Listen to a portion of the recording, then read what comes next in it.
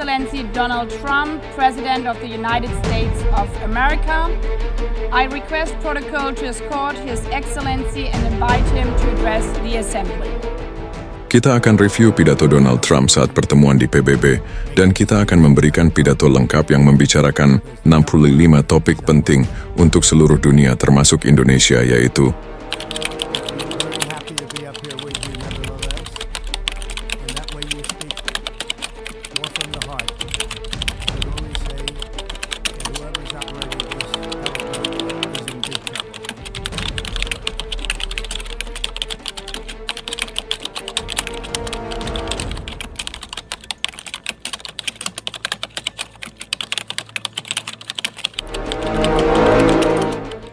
Diawali, Donald Trump membuka pidato dengan menyinggung teleprompter PBB yang rusak dan menyapa para pemimpin dunia. Ia menilai perdamaian global hancur sejak ia meninggalkan jabatan, menyalahkan pemerintahan Joe Biden atas krisis ekonomi, imigrasi ilegal, dan perang di berbagai kawasan. Trump mengklaim berhasil memulihkan ekonomi AS hanya dalam 8 bulan, menekan inflasi, menurunkan harga energi, menarik investasi besar, serta menutup perbatasan selatan dari imigrasi ilegal. Di panggung internasional, ia menyoroti keberhasilan mengakhiri 7 perang, mendorong NATO menaikkan anggaran pertahanan, dan menegosiasikan banyak kesepakatan dagang, termasuk dengan Indonesia. Trump mengecam PBB yang dianggap tidak efektif, bahkan mendanai migrasi ilegal, serta menegaskan Amerika hanya milik rakyatnya. Ia menegaskan komitmen melawan senjata nuklir Iran, mendorong gencatan senjata di Gaza, pembebasan sandera Israel, dan penyelesaian perang Rusia-Ukraina melalui tekanan tarif. Trump juga memperingatkan bahaya senjata biologis, pandemi, dan kebijakan energi Eropa. Pidatonya ditutup dengan ajakan agar negara-negara dunia menolak pendekatan lama, melindungi kedaulatan, dan bekerja sama menciptakan masa depan yang lebih aman dan makmur. Trump menegaskan bahwa setiap bangsa berhak melindungi perbatasan dan budayanya dari arus migrasi besar yang dianggap menimbulkan kejahatan dan krisis sosial. Ia menyoroti data tingginya napi migran di Eropa, menyebut perjalanan migran penuh kematian dan kekerasan, serta mengklaim kebijakan deportasi cepat di AS telah menyelamatkan banyak nyawa. Ia menuding pemerintahan Biden gagal mengatasi imigrasi, perdagangan manusia, dan kartel narkoba, sambil menegaskan keberhasilannya menetapkan kartel Venezuela sebagai organisasi teroris dan menghentikan penyelundupan narkoba melalui laut. Dalam isu energi, Trump mengecam energi hijau dan perubahan iklim sebagai penipuan mahal yang membuat negara-negara Eropa bangkrut, memuji kebijakan bahan bakar fosil dan nuklir, serta membanggakan ASEAN sebagai produsen dan pengekspor energi terbesar. Ia juga menekankan penarikan ASEAN dari Perjanjian Iklim Paris, penerapan tarif dagang untuk melindungi industri, dan keberhasilan menekan inflasi. Trump menyampaikan kekaguman pada warisan sejarah Eropa dan Amerika, menyerukan perlindungan kedaulatan nasional, kebebasan berbicara, dan kebebasan beragama, terutama kekristenan, serta menegaskan bahwa imigrasi tak terkendali dan energi hijau adalah 2 monster yang menghancurkan dunia. Pidato ditutup dengan ajakan untuk bekerja sama membangun dunia yang aman, makmur, dan indah, menjaga warisan leluhur, dan memperkuat perbatasan demi masa depan negara masing-masing. Mari kita saksikan pidato lengkap Donald Trump di depan seluruh negara PBB tahun 2025.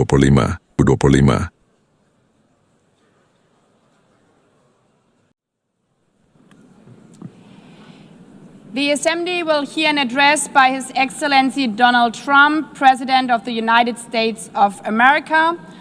I request protocol to escort His Excellency and invite him to address the Assembly.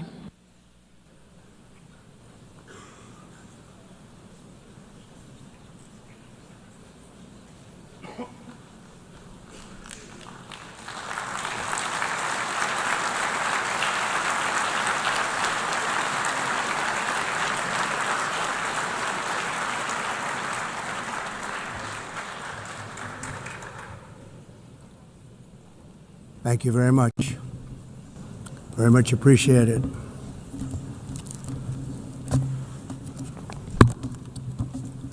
And I don't mind making this speech without a teleprompter, because the teleprompter is not working. I feel very happy to be up here with you nevertheless, and that way you speak more from the heart. I can only say that whoever's operating this teleprompter is in big trouble.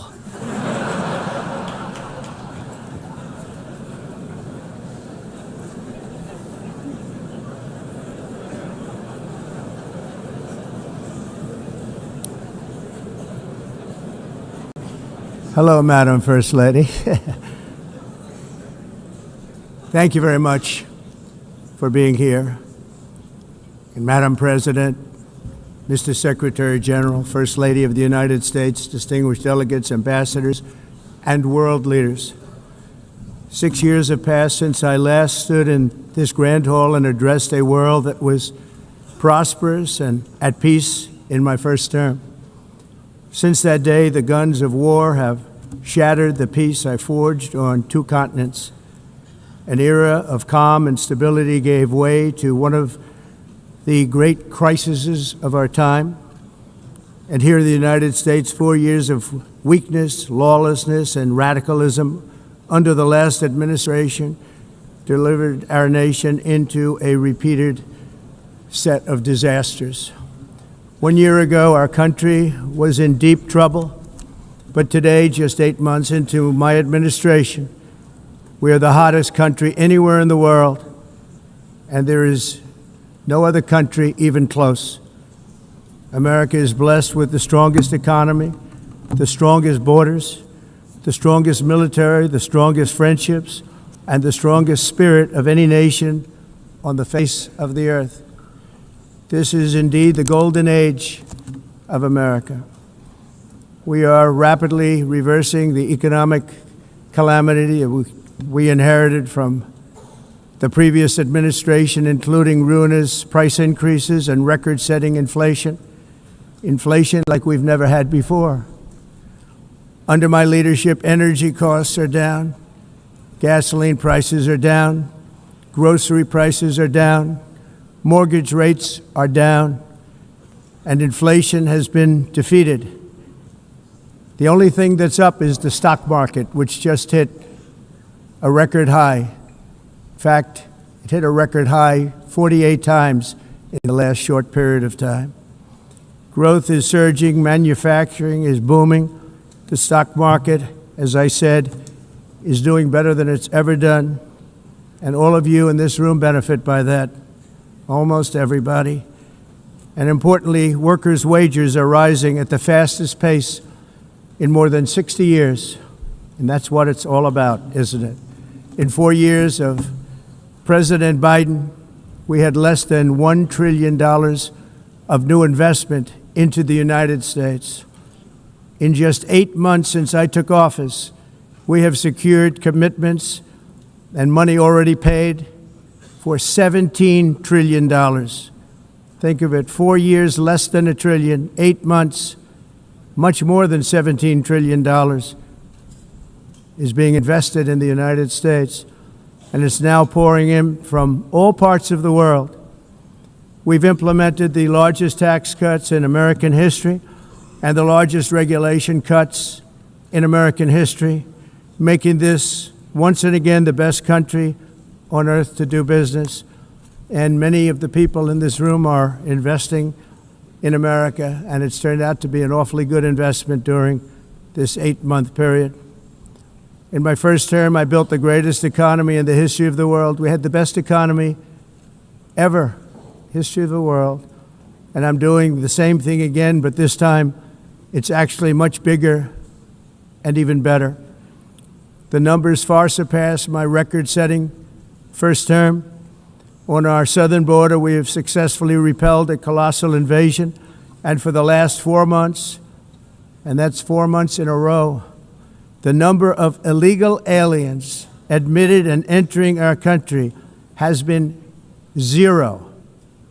Hard to believe, because if you look back just a year ago, it was millions and millions of people pouring in from all over the world, from prisons, from mental institutions, drug dealers.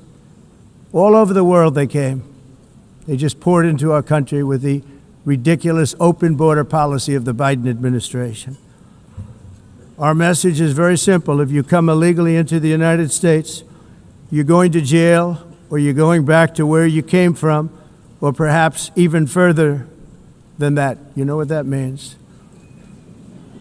I want to thank the country of El Salvador for the successful and professional job they've done in receiving and jailing so many criminals that entered our country.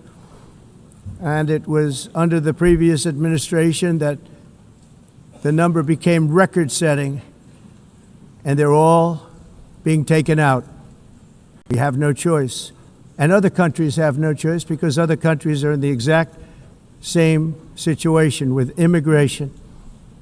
It's destroying your country, and you have to do something about it.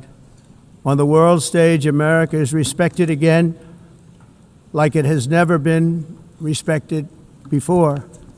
You think about 2 years ago, 3 years ago, 4 years ago, or 1 year ago, we were a laughingstock all over the world.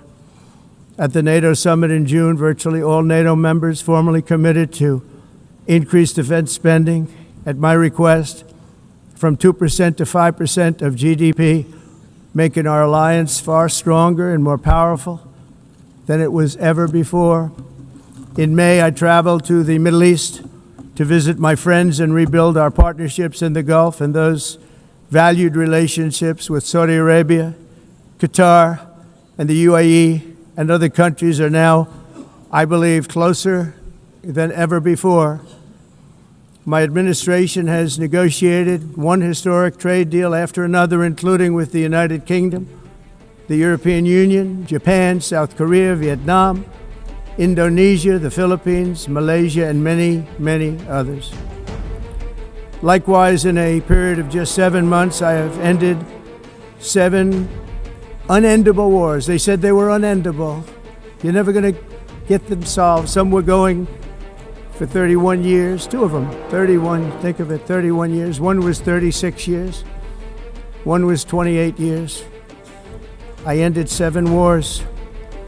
And in all cases, they were raging with countless thousands of people being killed.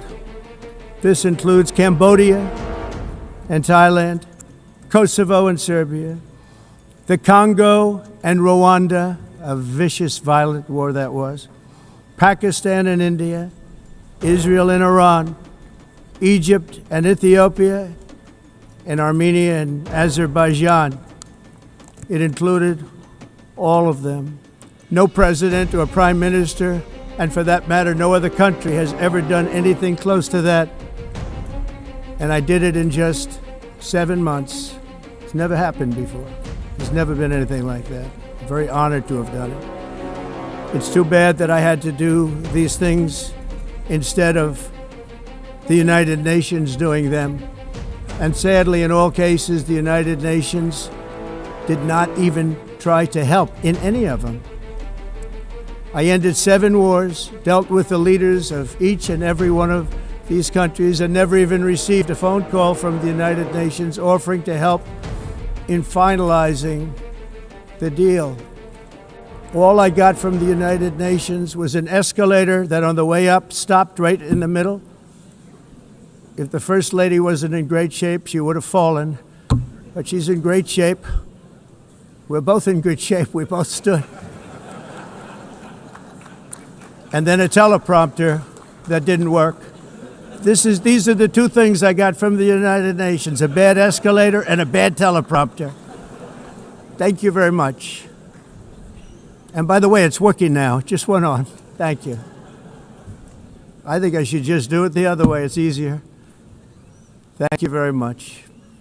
I didn't think of it at the time because I was too busy working to save millions of lives. That is the saving and stopping of these wars. But later I realized that the United Nations wasn't there for us. They weren't there.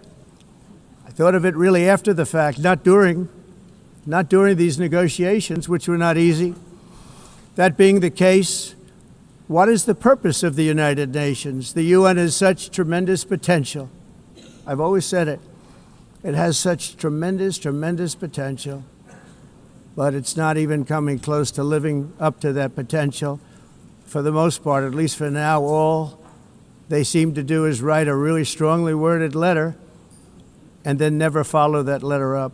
It's empty words, and empty words don't solve war. The only thing that solves war and wars is action. Now, after ending all of these wars and also earlier negotiating the Abraham Accords, which is a very big thing for which our country received no credit, never receives credit.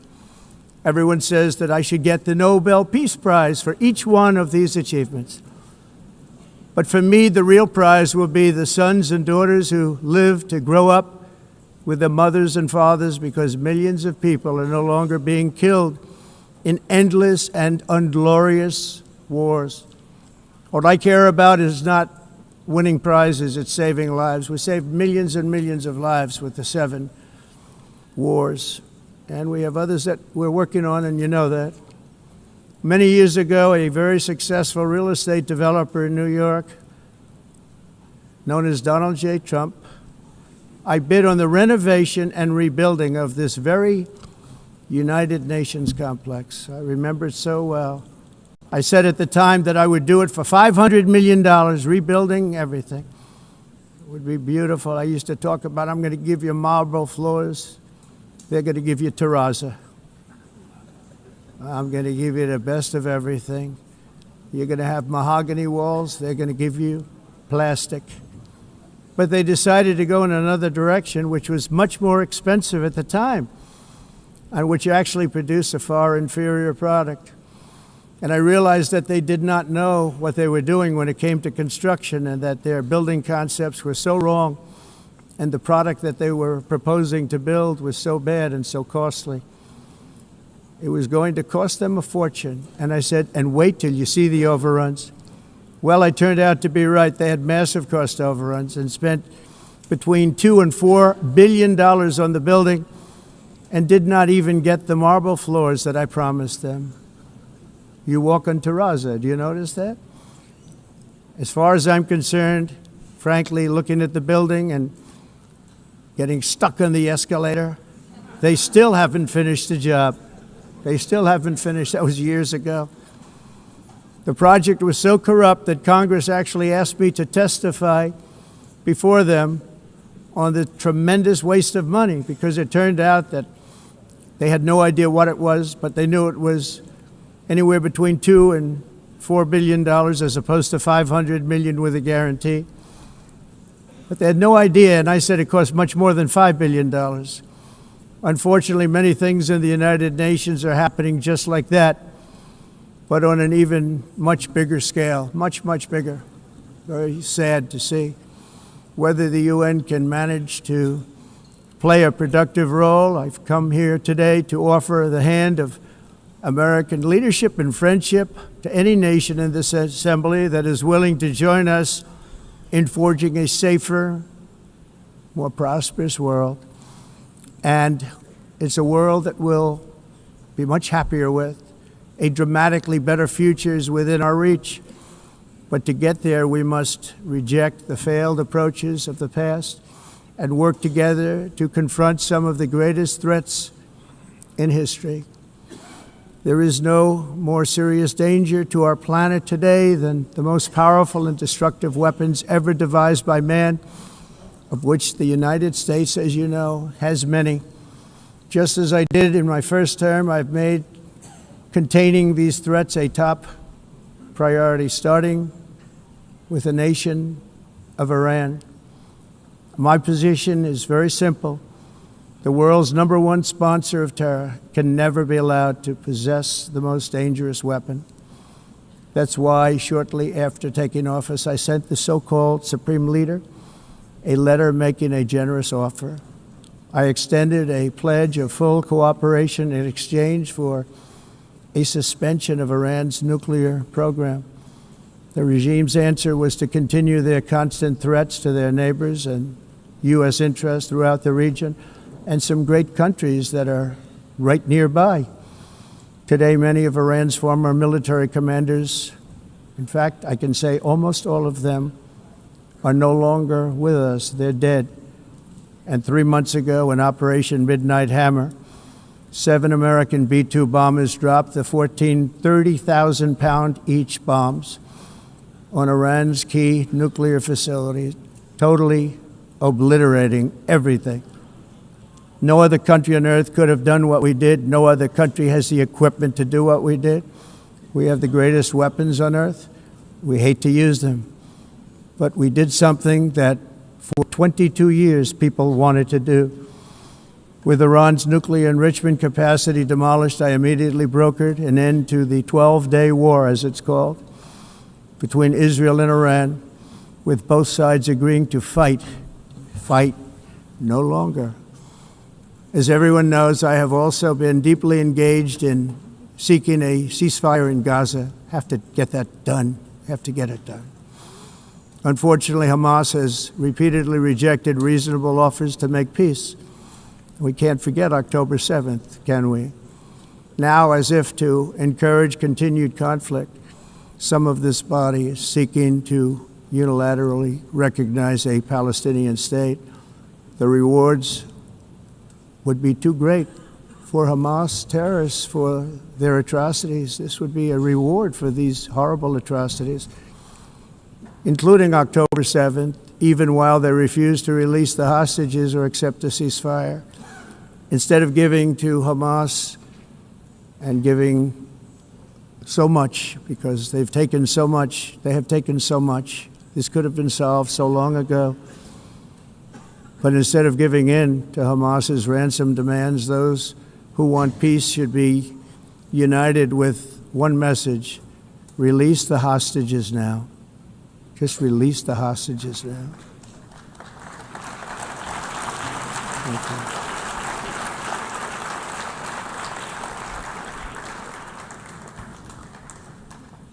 Thank you. As we have got to come together, and we will come together, got to get it done. We have to stop the war in Gaza immediately. We have to stop it. We have to get it done.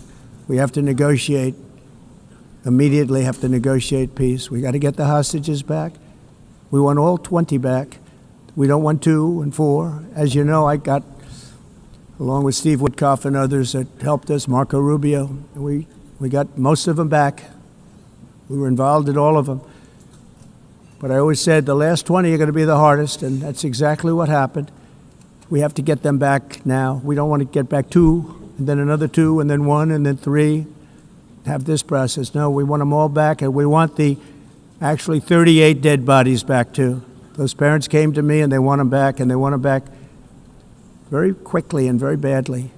As though they were alive, they want them. They want them every bit as much as if their son or daughter were alive.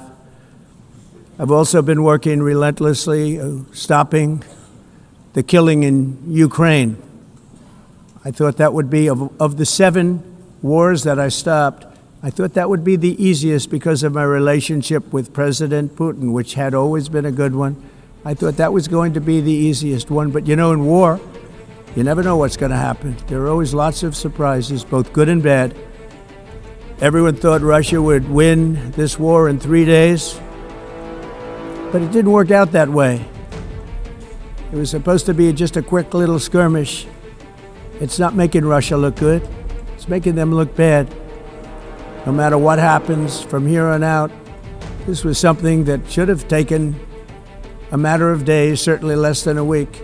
And they've been fighting for 3.5 years and killing anywhere from 5,000 to 7,000 young soldiers, mostly soldiers, on both sides, every single week, from 5,000 to 7,000 dead young people, and some in cities, much smaller numbers, where rockets are shot, where drones are dropped.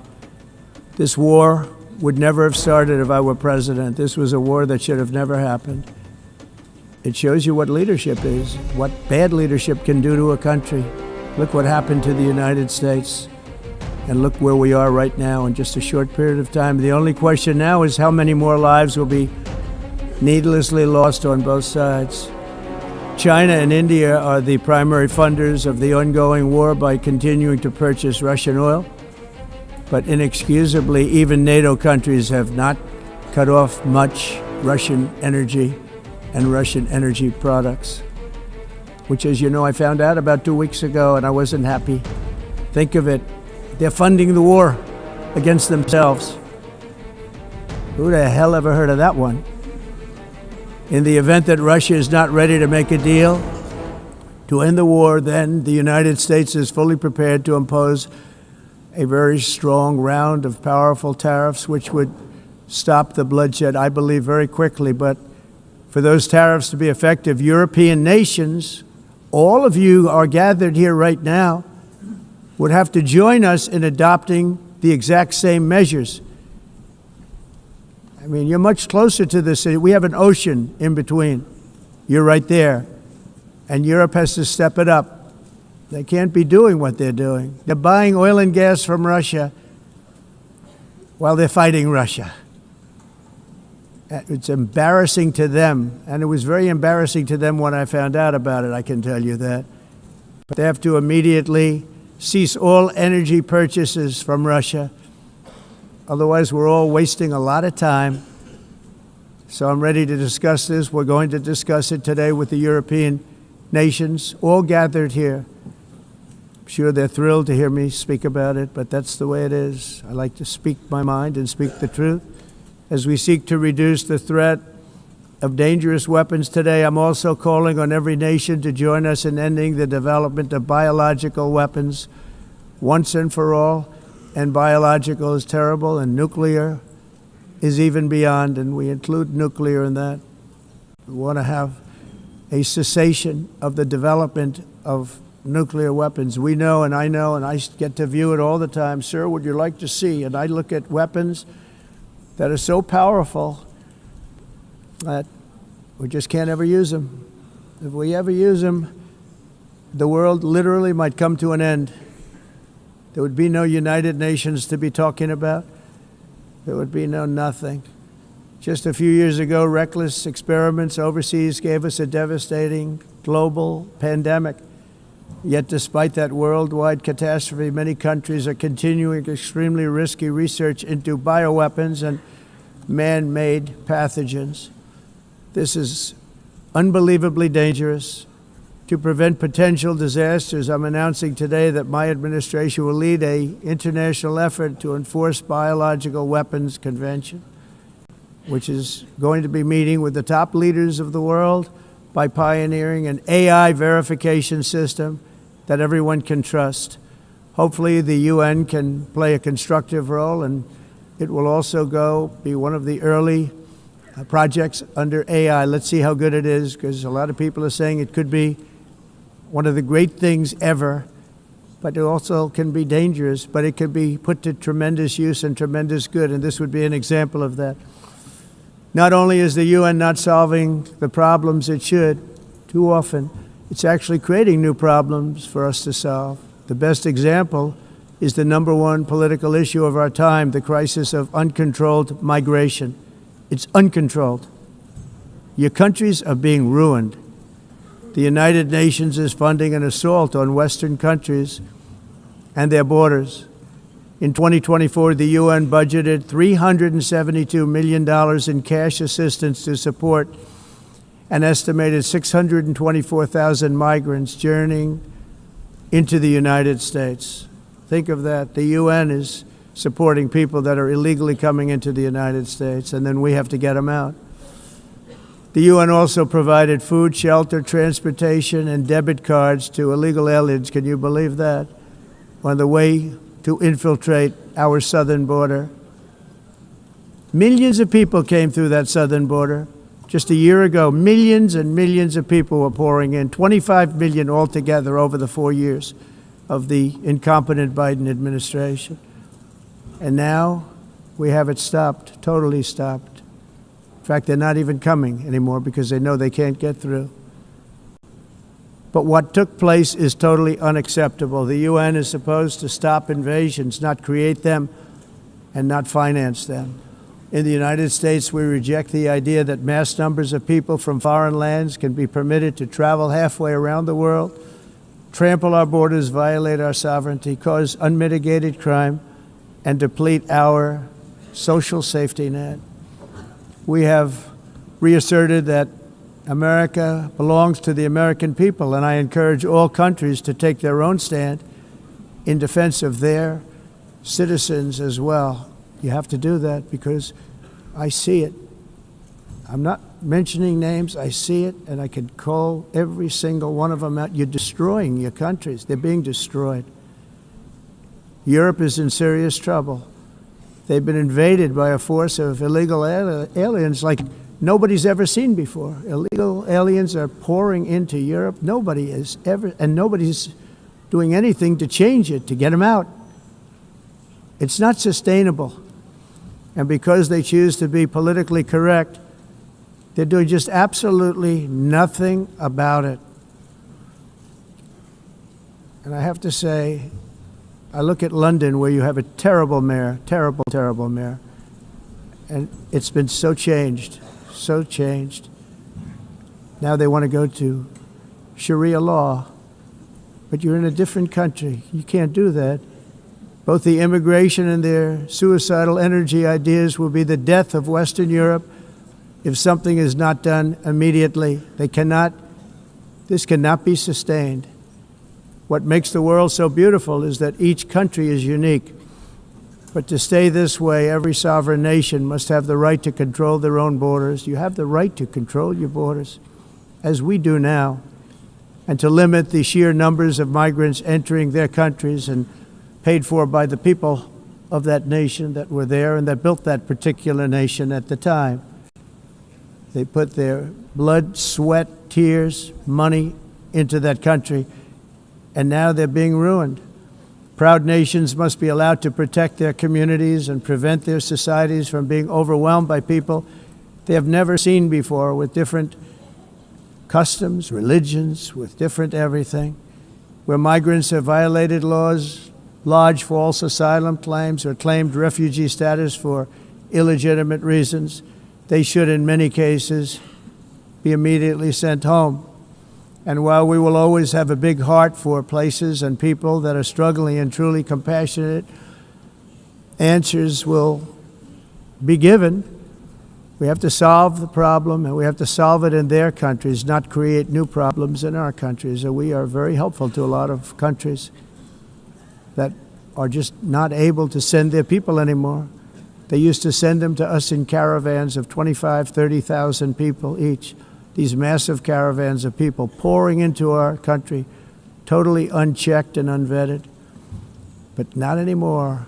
According to the Council of Europe in 2024, almost 50% of inmates in German prisons were foreign nationals or migrants. In Austria, the number was 53% of the people in prisons were from places that weren't from where they are now. In Greece, the number was 54%, and in Switzerland, beautiful Switzerland, 72% of the people in prisons are from outside of Switzerland. When your prisons are filled with so-called asylum seekers who repaid kindness, and that's what they did, they repaid kindness with crime. It's time to end the failed experiment of open borders. You have to end it now. See, I can tell you, I'm really good at this stuff. Your countries are going to hell. In America, we've taken bold action to swiftly shut down uncontrolled migration. Once we started detaining and deporting everyone who crossed the border and removing illegal aliens from the United States, they simply stopped coming. They're not coming anymore. We're getting a lot of credit, but they're not coming anymore. This was a humanitarian act for all involved, because on the trips up, thousands of people a week were dying. Women were being raped. Nobody's ever seen anything like it. Raped, horribly beaten, raped. On the trip up, the journey up, it was a long walk. It was a long, arduous journey, indeed. And it was also a historic victory against human trafficking throughout the region. What we did was a victory, and we saved so many lives of people that wouldn't make the journey. That journey was loaded up with death. Loaded up with death. Dead bodies all along the roads of jungles to get up. They go through jungles, they go through areas so hot you couldn't breathe. They were dying of suffocation, areas so hot that you couldn't breathe. dead bodies all over. By them not coming, we're saving tremendous numbers of lives. My people have done a fantastic job in doing what they did, and the American public agrees with it. I mean, I was very proud to see this morning I have the highest poll numbers I've ever had. Part of it is because of what we've done on the border. I guess the other part is what we've done on the economy. Joe Biden's policies empowered murderous gangs, human smugglers, child traffickers, drug cartels, and prisoners from all over the world. The previous administration also lost nearly 300,000 children. Think of that. They lost more than 300,000 children, little children, who were trafficked into the United States on the Biden watch, many of whom have been raped, exploited, and abused, and sold. Sold. Nobody talks about that. The fake news doesn't write about it. With many others, young children who are missing or dead. And we found a lot of these children and we're sending them back, and we've been sending them back to their parents. They said, nobody knows who they are. They said, where do you come from? And they'll give us a country and we'll find out and we'll figure it out and we'll bring them back to their homes. And the mother and father rush to the door and their tears in their eyes. They can't believe that they're seeing their son or daughter, their little son or daughter again. We've done almost 30,000 of them so far. Any system that results in the mass trafficking of children is inherently evil. Yet that is exactly what the globalist migration agenda has done, and it's what it's all about. In America, those days, as you know, are over. The Trump administration is working, and we are continuing to work to track down the villains that are causing this problem, and also, as I said, to get back the 30,000 we've already returned. Now I think we're going to have another. We're going to find a lot. You're not going to find all of them. 300, more than 300,000. They're lost or they're dead. They're lost or they're dead because of the animals that did this. To protect our citizens, I've also designated multiple savage drug cartels as far as and you see this, and you see it happening right before your eyes. Let's put it this way. People don't like taking big loads of drugs in boats anymore. There aren't too many boats that are traveling on the seas by Venezuela. They tend not to want to travel very quickly anymore. And we've virtually stopped drugs coming into our country by sea. We call them the water drugs. They kill hundreds of thousands of people. I've also designated multiple savage drug cartels as far as foreign terrorist organizations, along with two bloodthirsty transnational gangs, probably the worst gangs anywhere in the world, MS-13 and Tren de Aragua. Tren de Aragua is from Venezuela, by the way. Such organizations torture, maim, mutilate, and murder with impunity. They're the enemies of all humanity. And for this reason, we've recently begun using the supreme power of the United States military to destroy Venezuelan terrorists and trafficking networks led by Nicolas Maduro. To every terrorist thug smuggling poisonous drugs into the United States of America, please be warned that we will blow you out of existence. That's what we're doing. We have no choice. Can't let it happen. They're destroying. I believe we lost 300,000 people last year to drugs, 300,000. Fentanyl and other drugs. Each boat that we sink carries drugs that would kill more than 25,000 Americans. We will not let that happen. Energy is another area where the United States is now thriving like never before. We're getting rid of the falsely named renewables. By the way, they're a joke. They don't work. They're too expensive. They're not strong enough to fire up the plants that you need to make your country great. The wind doesn't blow. Those big windmills are so pathetic and so bad, so expensive to operate. Then they have to be rebuilt all the time, and they start to rust and rot. Most expensive energy ever conceived, and it's actually energy. You're supposed to make money with energy, not lose money. You lose money, the governments have to subsidize. You can't put them out without massive subsidies. And most of them are built in China, and I give China a lot of credit. They build them, but they have very few wind farms. So why is it that they build them and they send them all over the world, but they barely use them? You know what they use? Coal. They use gas. They use almost anything, but they don't like wind. But they sure as hell like selling the windmills.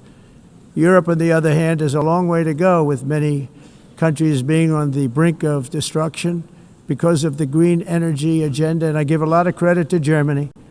Germany was being led down a very sick path, both on immigration, by the way, and on energy.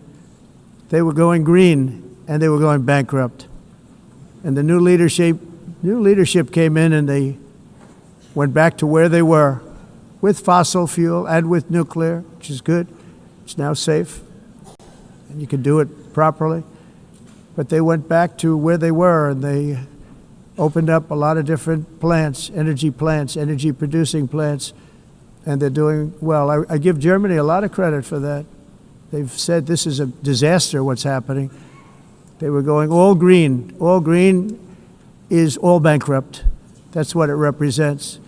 And it's not politically correct. I'll be very badly criticized for saying it, but I'm here to tell the truth. I don't care. It doesn't matter to me. I'm in New York City. I'm feeling a lot safer. Crime, we're getting crime down. And by the way, speaking of crime, Washington, D.C. Washington, D.C. was the crime capital of America. Now it's after 12 days, it's a totally safe city. Everyone's going out to dinner. They're going out to restaurants. Your wife can walk down the middle of the street with or without you. Nothing's going to happen. My people have done a fantastic job. And yes, I called in the National Guard, and the National Guard took care of business, and they weren't politically correct, but they took care of business. We got 1,700 career criminals out, brought them back to where they came from, the countries where they came from, or put them in jails. Washington, D.C. is now a totally safe city again, and I welcome you to come. In fact, we'll have dinner together at a local restaurant, and we'll be able to walk. We don't have to go by an armor-plated vehicle. We'll walk right over there from the White House. They've given up their powerful edge, a lot of the countries that we're talking about, in oil and gas, such as essentially closing the great North Sea oil. Oh, the North Sea, I know it so well. Aberdeen was the oil capital of Europe, and there's tremendous oil that hasn't been found in the North Sea.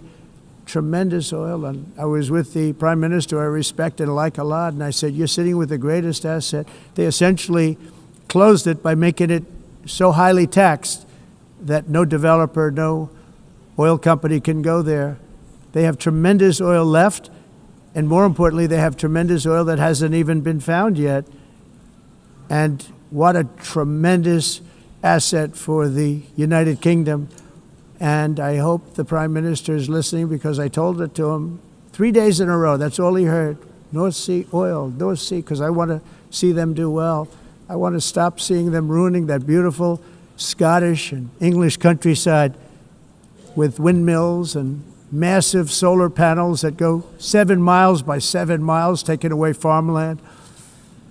But we're not letting this happen in America. In 1982, the executive director of the United Nations Environmental Program predicted that by the year 2000, climate change would cause a global catastrophe. He said that it will be irreversible, as any nuclear holocaust would be. This is what they said at the United Nations. What happened? Here we are. Another UN official stated in 1989 that within a decade, entire nations could be wiped off the map by global warming.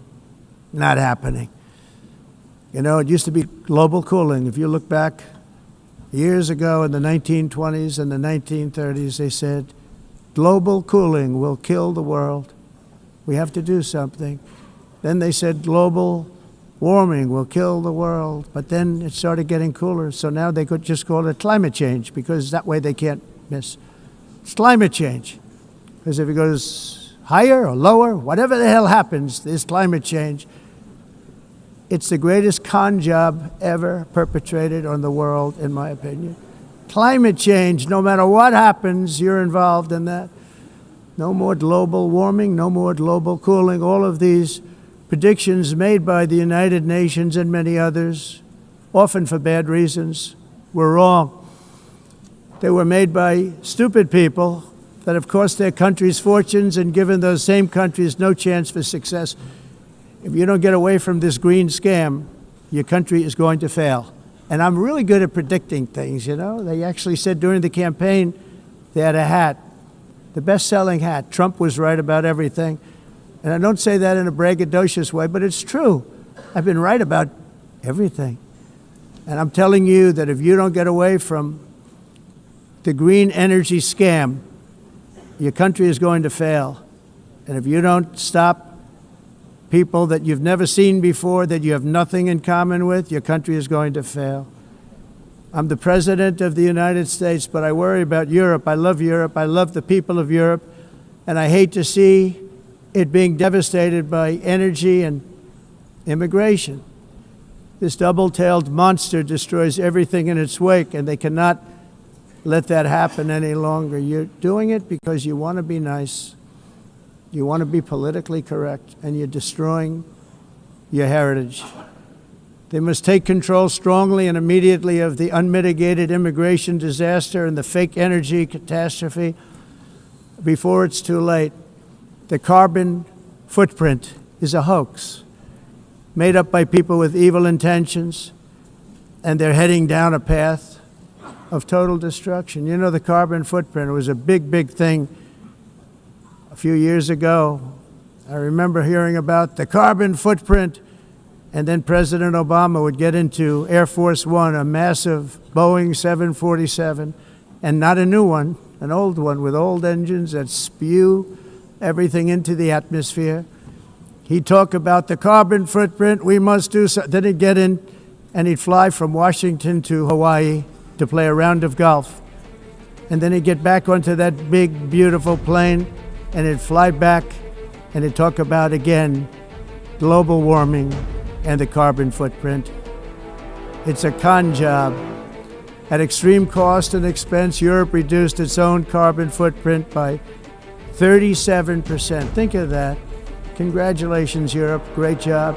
Cost yourself a lot of jobs, a lot of factories closed, but you reduced the carbon footprint by 37%. However, for all of that sacrifice and much more, it's been totally wiped out and then some by a global increase of 54%.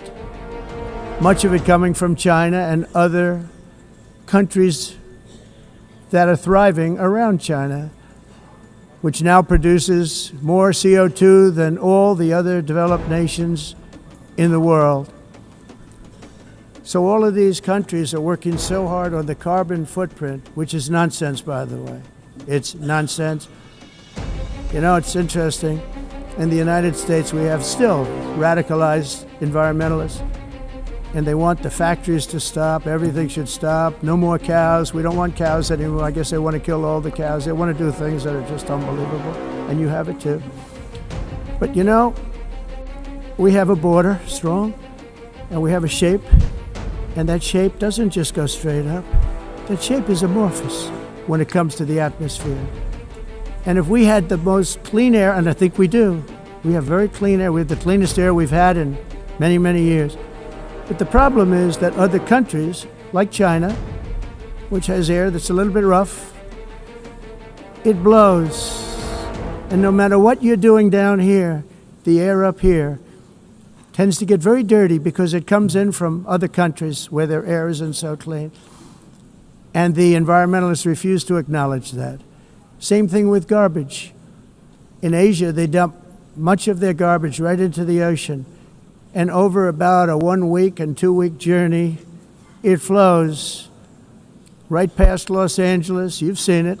Massive amounts of garbage, almost too much to do anything about, flowing past Los Angeles, past San Francisco, and then somebody will get in trouble because he dropped a cigarette on the beach. The whole thing is crazy. The primary effect of these brutal green energy policies has not been to help the environment, but to redistribute manufacturing and industrial activity from developed countries that follow the insane rules that are put down to polluting countries that break the rules and are making a fortune. They're making a fortune. European electricity bills are now 4 to 5 times more expensive than those in China, and 2 to 3 times higher than the United States. And our bills are coming way down. You probably see that our gasoline prices are way down. You know, we have an expression, drill, baby, drill, and that's what we're doing. We're going to be much lower in a year from now. But they've come way down over the last year. As a result, every air conditioner is like very uncommon to see one in some of these countries because the electric costs are so high. So while the U.S. has approximately 1,300 heat-related deaths annually, that's a lot, Europe loses more than 175,000 people to heat deaths each year because the costs are so expensive you can't turn on an air conditioner. What is that all about? That's not Europe. That's not the Europe that I love and know. All in the name of pretending to stop the global warming hoax. The entire globalist concept of asking successful industrialized nations to inflict pain on themselves and radically disrupt their entire societies must be rejected completely and totally, and it must be immediate. That's why in America I withdrew from the fake Paris Climate Accord, where, by the way, America was paying so much more than every country. Others weren't paying. China didn't have to pay until 2030. Russia was given an old standard that was easy to meet, a 1990 standard. But for the United States, we're supposed to pay like $1 trillion. And I said, this is another scam. The fact is, the United States has been taken advantage of by the world for many, many years, but not any longer, as you probably noticed. I unleashed massive energy production and signed historic executive orders to hunt for oil, but we don't have to do much hunting because we have the most oil of any nation anywhere, oil and gas in the world. And if you add coal, we have the most of any nation in the world. Clean, I call it clean, beautiful coal. You can do things today with coal that you couldn't have done 10 years ago, 15 years. So I have a little standing order in the White House. Never use the word coal, only use the words clean, beautiful coal. Sounds much better, doesn't it? But we stand ready to provide any country with abundant, affordable energy supplies if you need them, when most of you do. We're proudly exporting energy all over the world. We're now the largest exporter. In the United States, we want trade and robust commerce with all nations, everybody. We want to help nations. We're going to help nations. But it must also be fair and reciprocal. The challenge with trade is much the same with climate. The countries that followed the rules, all their factories have been plundered. It's really sad to watch. They've been broken. They've been broken by countries that broke the rules. That's why the United States is now applying tariffs to other countries, and much as these tariffs were for many years applied to us, uncontrollably applied to us. We've used tariffs as a defense mechanism under the Trump administration, including my first term, where hundreds of billions of dollars in tariffs were taken in. And by the way, we had the lowest inflation, and now we have very low inflation. The only thing different is that we have hundreds of billions of dollars flowing into our country. But this is how we will ensure that the system works for everyone and is sustainable into the future. We're also using tariffs to defend our sovereignty and security throughout the world, including against nations that have taken advantage of former U.S. administrations for decades, including the most corrupt, incompetent administration in history, the sleepy Joe Biden administration. Brazil now faces major tariffs in response to its unprecedented efforts to interfere in the rights and freedoms of our American citizens and others, with censorship, repression, weaponization, judicial corruption, and targeting of political critics in the United States. I have a little problem saying this because I must tell you, I was walking in and the leader of Brazil was walking out. We saw him and I saw him, he saw me, and we embraced. And then I'm saying, can you believe I'm going to be saying this in just 2 minutes? but we actually agreed that we would meet next week. We didn't have much time to talk, like about 20 seconds. They were in retrospect, I'm glad I waited because this thing didn't work out too well. But we did talk, we had a good talk, and we agreed to meet next week, if that's of interest. But he seemed like a very nice man, actually. He liked me, I liked him. But if you, and I only do business with people I like. When I don't like them, I don't like them. But we had, at least for about 39 seconds, we had excellent chemistry. It's a good sign. But also in the past, Brazil, can you believe this, unfairly tariffed our nation, but now because of our tariffs, we are hitting them back, and we're hitting them back very hard. As president, I will always defend our national sovereignty and the rights of American citizens. So I'm very sorry to say this, that Brazil is doing poorly and will continue to do poorly. They can only do well when they're working with us. Without us, they will fail, just as others have failed. It's true. Next year, the United States will celebrate the 250th anniversary of our glorious independence, a testament to enduring power and American freedom and spirit. We will also be proudly hosting the 2026 FIFA World Cup, and shortly thereafter, the 2028 Olympics, which is going to be very exciting. I hope you all come. I hope that countless people from all over the globe will take part of these will be great celebrations of liberty and human achievement, and that together we all can rejoice in the miracles of history that began in July 4th, 1776, when we founded the light to all nations. And it's something really that an amazing thing came out of that date. It's called the United States of America. In honor of this momentous anniversary, I hope that all countries who find inspiration in our example will join us in renewing our commitment, values, and those values really that we hold so dear. Together, let us defend free speech and free expression. Let us protect religious liberty, including for the most persecuted religion on the planet today. It's called Christianity.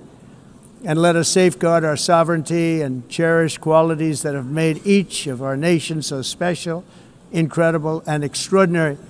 In closing, I just want to repeat that immigration and the high cost of so-called green renewable energy is destroying a large part of the free world and a large part of our planet.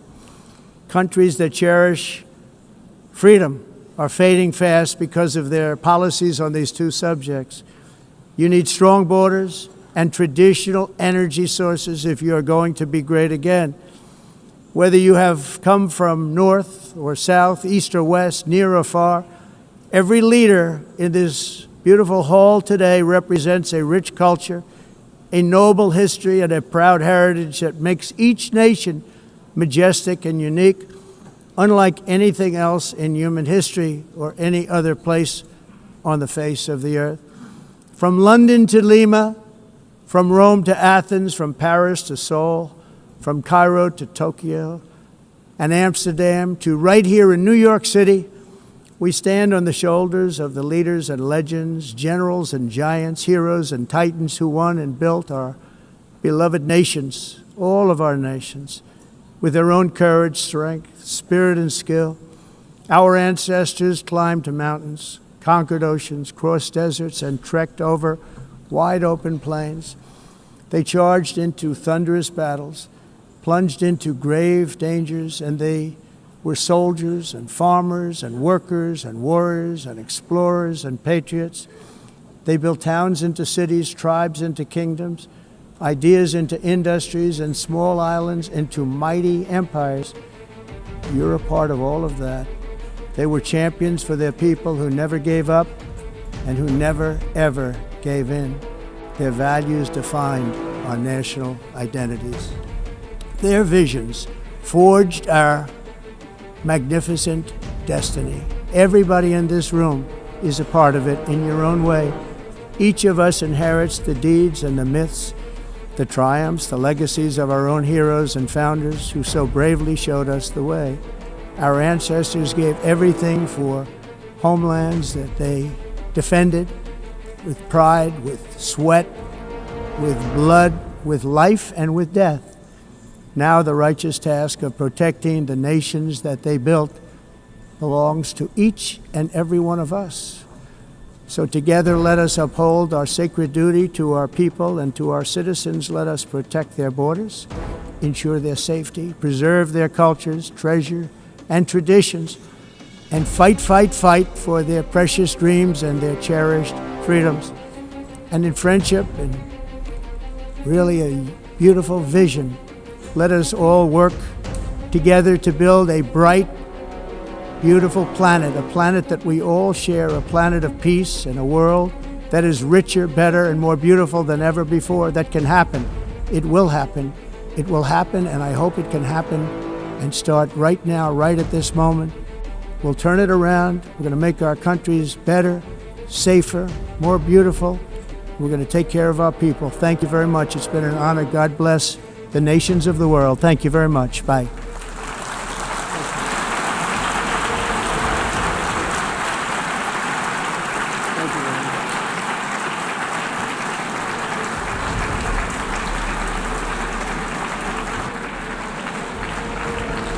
On behalf of the Assembly, I wish to thank the President of the United States,